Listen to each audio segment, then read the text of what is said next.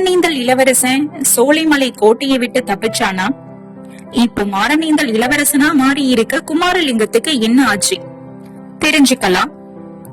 Welcome to Tamil story garden. அத்தியாயம் 8, கண்ணீர் கலந்தது.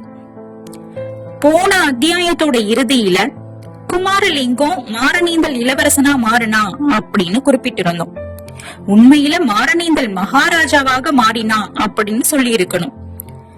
அன்றைய தினம் பகல்ல மாரணீந்தல் கோட்டையில நடந்த துக்ககரமான சம்பவங்களோட காரணமா இளவரசன் உலகநாத தேவனை இனி நாம மகாராஜா உலகநாத தேவர் அப்படின்னு அழைக்கிறது அவசியமாகுது. மாலை எப்போது வரும், மதியம் எப்போது உதயமாகும், மாணிக்கவல்லியின் பாதசலங்கை ஒளி எப்போது கேட்கும் அப்படின்னு உலகநாத தேவர் பிற்பகல் எல்லாம் ஆவலோடு காத்து கொண்டிருந்தார். கடைசியாக மாலையும் வந்தது. பின்னர் உலகநாத தேவரோட ஆவல் நிமிஷத்துக்கு நிமிஷம் அதிகமாகிட்டே இருந்தது. ஒருவேளை தம்முடைய ஆவல் பூர்த்தியாகாமலேயே போய்விடுமா, எதிர்பாராத தடை ஏதேனும் நேர்ந்து மாணிக்கவல்லி வராமல் இருந்து விடுவாளோ அப்படிங்கிற பயமும் அவருடைய மனதுல அடிக்கடி தோன்றிட்டு இருந்தது. ஆனா அந்த மாதிரி உலகநாத தேவர் ஏமாற்றம் அடையும்படி எதுவும் நடக்கல. கீழ் திசை கொன்றின் மேல சந்திரன் தோன்றிய சிறிது நேரத்துக்கெல்லாம் அரண்மனை பக்கத்துல இருந்து ஒரு பெண்ணின் உருவம் வருவதை அவர் பார்த்தார். இளவரசி நெருங்கி வர வர அவளுடைய நடையில ஒரு வித்தியாசம் இருப்பது தெரிஞ்சது. முன்னே அவளோட நடையில தோன்றிய மிடுக்கும் கம்பீரமும் இப்போது இல்ல. அது மட்டும்தானா வித்தியாசம்? அன்று காலையும் மத்தியானமும் இளவரசி நடந்த போதெல்லாம் அவளுடைய கால் சிலம்பு களிர் களிர்னு சப்தித்தது. அந்த ஒளி இப்போது ஏன் கேட்கல?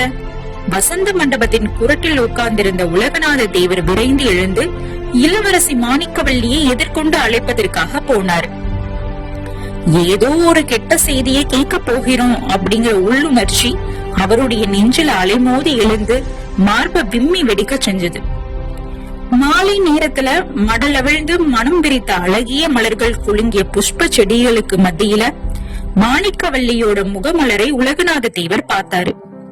அவளுடைய விசாலமான கரிய விழிகள் ரெண்டிலும் 2 கண்ணீர் துளிகள் ததும்பி நின்று வெண்ணிலவோட ஒளியில நன்முத்துக்களை போல பிரகாசிச்சது. அதை கண்ட உலகநாத தேவர் தம்முடைய உள்ளத்துல உதித்த ஒரு உற்பாத உணர்ச்சி உண்மைதான் அப்படிங்கறது நினைச்சாரு.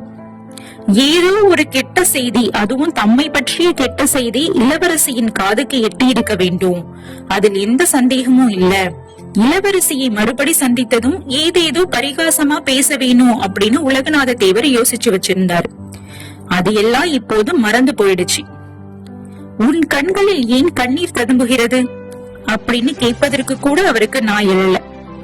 கனிந்த சோகத்தினாலும் கண்ணீராலும் வெண்ணிலாவோட மோகன நிலவினாலும் 10 மடங்கு அழகு பெற்று விளங்கிய மாணிக்கவல்லியோட முகத்தை பார்த்தது பார்த்தபடியே திகைத்து போய் நின்றார் உலகநாத தேவர்.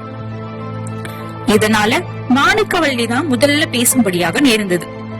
நீண்ட பெருமூச்சுக்களுக்கும் விம்மல்களுக்கும் இடையில சோலைமலை இளவரசி, ஐயா, தாங்கள் இன்றிரவு இந்த கோட்டையை விட்டு போக முடியாது, இங்கேதான் இருந்தாக வேண்டும் அப்படின்னு சொன்னான். அவள் சொல்ல வந்த கெட்ட செய்தியை இன்னும் சொல்லல அப்படின்னு ஊகித்துக்கிட்ட உலகநாத தேவர், இன்றிரவு இங்கே நான் எப்படி இருக்க முடியும்? இரவு நேரத்தில் தப்பிச் சென்றால் தானே செல்லலாம். எனக்கு தலைக்கு மேலே எத்தனையோ வேலை இருக்கிறதே அப்படின்னு சொன்னார். அதெல்லாம் எனக்கும் தெரிந்ததுதான். ஆனால் நீங்கள் இன்றிரவு போக முடியாது. இந்த கோட்டையை சுற்றிலும் உள்ள மலைகளிலும் காடுகளிலும் இன்று இரவெல்லாம் 200 வீரர்கள் 90 நாய்களுடன் உங்களை தேடி வேட்டையாட போகிறார்கள் அப்படின்னு இளவரசி சொன்னதும் அதுவரையில பயம் என்பதை முன்னதென்று அறியாத வீரர் உலகநாத தேவரோட நெஞ்சில் பீதி பிசாசின் நீண்ட விரல் நகங்கள் தோன்றுவது போல இருந்தது.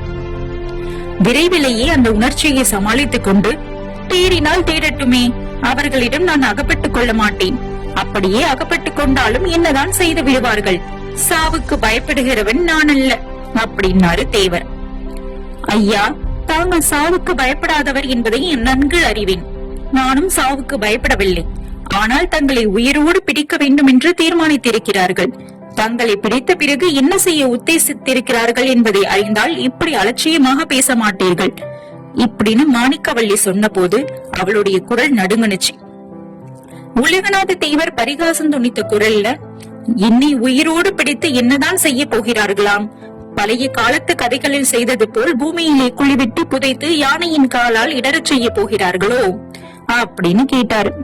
அப்படி செய்தால் கூட பாதகமில்லை, இன்னும் கொடுமையான காரியம் செய்ய போகிறார்கள். அதை சொல்லுவதற்கே என்னால் முடியவில்லை, அவ்வளவு பயங்கரமான காரியம் அப்படின்னு சொன்னா மாணிக்கவல்லி. இந்த விதம் சொல்லிய போதே அவளுடைய உடம்பு நடுங்குவதையும் அவளோட முகத்துல தோன்றிய பயங்கரத்தின் அறிகுறியையும் பார்த்துட்டு உலகநாத தேவர் பரிகாசத்தையும் அலட்சிய பாவத்தையும் விட்டுவிடணும்னு தீர்மானிச்சார். எந்தவித பயங்கர தண்டனையாக இருந்தாலும் இருக்கட்டும், அதற்காக நீ இப்படி மனம் கலங்க வேண்டாம். எல்லாம் சோலைமலை முருகன் சித்தப்படிதான் நடக்கும். இதையெல்லாம் உனக்கு யார் சொன்னார்கள் அப்படின்னு தேவர் கேட்டாரு. அரண்மனை அந்த புறத்தை தேடி வந்து வேறு யார் என்னிடம் சொல்லுவார்கள்? என் தகப்பனார் தான் சொன்னார் அப்படின்னு இளவரசி சொன்ன போது அவளுடைய கண்கள்ல இருந்து கண்ணீர் அருவியா பெருக தொடங்கிடுச்சு. அந்த காட்சியானது உலகநாத தேவரோட உள்ளத்தை ரொம்பவே உருக்கிடுச்சு. தாம் இருந்த அபாயகரமான நிலைமையை கூட அவர் மறந்து இளவரசியின் மீது இரக்கம் கொண்டாரு. அந்த இரக்க உணர்ச்சியை அழியாத காதலுக்கு விதையாக உருக்கொண்டது. சட்டென்று தன்னுடைய தாய் தந்தையரை பற்றிய நினைவு அவருடைய உள்ளத்துல உதிச்சது. மாரணேந்தல் கோட்டை பிடிப்பட்டதோ என்னவோ, தம்முடைய பெற்றோர்களின் கதி என்னவாயிற்றோ, தன் அருமை தம்பியை பாவிகள் என்ன செய்தார்களோ, இளவரசியோட விம்மலும் கண்ணீரும் நிற்கும் வரையில கொஞ்சம் பொறுத்திருந்துட்டு, நீ கூறியதிலிருந்து உன் தந்தை திரும்பி வந்து விட்டார் என்று தெரிகிறது. மாரணேந்தல் கோட்டையை பற்றி அவர் ஏதும் சொல்லவில்லையா? என் தாய் தந்தையரை பற்றி ஒரு செய்தியும் கூறவில்லையா அப்படின்னு கேட்டாரு. ஐயோ, இந்த பாவியின் வாயினால் அதையெல்லாம் எப்படி சொல்லுவேன் அப்படின்னு கதறினா மாணிக்கவல்லி. தான் எதிர்பார்த்த கெட்ட செய்தி இப்போதுதான் வரப்போகுது அப்படிங்கறத உணர்ந்த மாரணேந்தல் மன்னர், மாணிக்கவல்லி, எப்படிப்பட்ட கெட்ட செய்தி ஆனாலும் சொல்லு, நான் எதற்கும் மனம் கலங்க மாட்டேன். உண்மையை அறிந்து கொள்ள என் மனம் துடிக்கிறது அப்படின்னு சொன்னாரு. ஐயா, தாங்கள் இப்போது மாரணேந்தல் இளவரசர் அல்ல. இன்று முதல் தாங்கள் தான் மாரணேந்தல் மகாராஜா அப்படின்னு மாணிக்கவல்லி விம்மிக்கிட்டே சொன்னான். இளவரசி கூறியதோட பொருள் இன்னதென்று உலகநாத தேவருக்கு விளங்க கொஞ்சம் நேரம் பிடிச்சது. பொருள் விளங்கின உடனே தேவரோட தலையில ஒரு பெரிய மலையே விழுந்தது போல ஆயிற்று. ஏதோ ஒரு துயர செய்தியை அவர் எதிர்பார்த்தவர்தான். இருந்தாலும் தந்தையே இறந்தார் அப்படிங்கிற செய்தி தனையரை ஒரு ஆட்டம் ஆட்டிவிட்டது. இதுவரையில நின்னு கொண்டே பேசியவர் திடீரென்று உடல் ஓய்ந்து தரையில உட்கார்ந்தார். எவ்வளவு அடக்கி பார்த்தும் முடியாமல் தீம்பலும் விம்மலும் பொங்கி வந்துச்சு. இளவரசியும் அவர் அருகில் உட்கார்ந்து அவரை தேற்றுவதற்கு முயன்றார். அப்போது அந்த இருவரிடையே கண்ணீரும் கலந்து ஒன்றாகும்படி நேர்ந்தது. உலகநாத தேவர் சீக்கிரத்திலேயே தம்மை தேற்றிக் கொண்டார். கொஞ்சம் கொஞ்சமா இளவரசியை தூண்டி கேட்டு அவளுடைய தந்தையின் மூலமா அவள் அறிந்த எல்லா விவரங்களையும் தானும் நன்றாக தெரிந்து கொண்டார். இப்போ மாரணேந்தல் மகாராஜா எப்படி இறந்தாரு, அடுத்து மாரணேந்தல் இளவரசன் தற்போது மகாராஜாவா மாறி இருக்க உலகநாத தேவர் என்ன செய்ய போகிறார் தெரிஞ்சுக்கலாம். அத்தியாயம் 9ல உங்களை மீட் பண்றேன். இந்த தொடரோட அடுத்தடுத்த அத்தியாயங்களை கேட்கறதுக்கு எங்க சேனலை ஃபாலோ பண்ணுங்க. தேங்க்யூ.